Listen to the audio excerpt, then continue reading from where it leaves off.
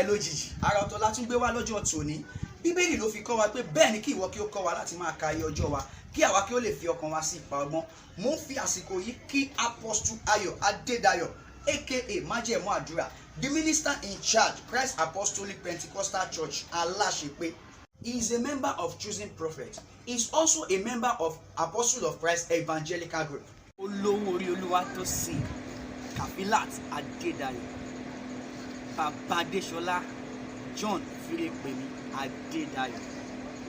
Ìgbà ọdún kan ni o ò ní kú ò ní rùn, gbogbo ìlérí Deuteronomy 28 yóò ṣẹ mọ́ ẹ lára, ìbùkún ni yóò jẹ́ ní gbogbo ọ̀nà ẹ̀. As we all know, it is lockdown period. Ìjọba ò gbà wá láàyè rárá láti ṣe pàtí àbí láti fa nǹkan kan. But kò ní dọ́ọ̀ náà bẹ́ẹ̀, a máa fi ṣe fàájì ni. I've got some songs to give you from my library. Pastor Ayo ADEDAYO, Májẹ̀mú Àdúrà, happy birthday.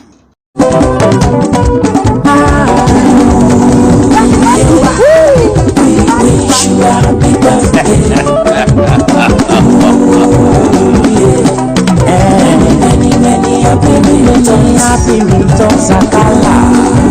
We wish you happy birthday, happy birthday. Many happy returns, happy returns.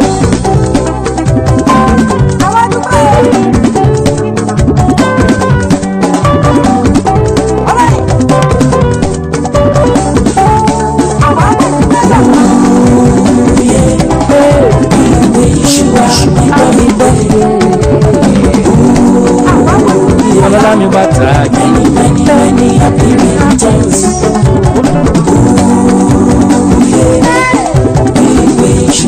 We wish you happy birthday. Many happy returns.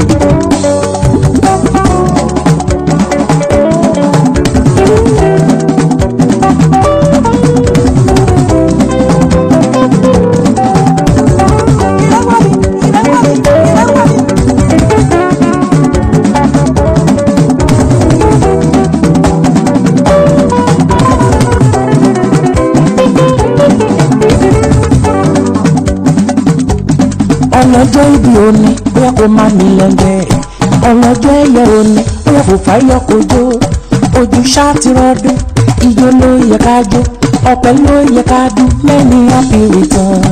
Ọlọ́jọ́ ìbí òní bóyá má mi lẹ́ngbẹ́, ọlọ́jọ́ ẹ̀yẹ òní bóyá kò fáyọ̀ kò jó.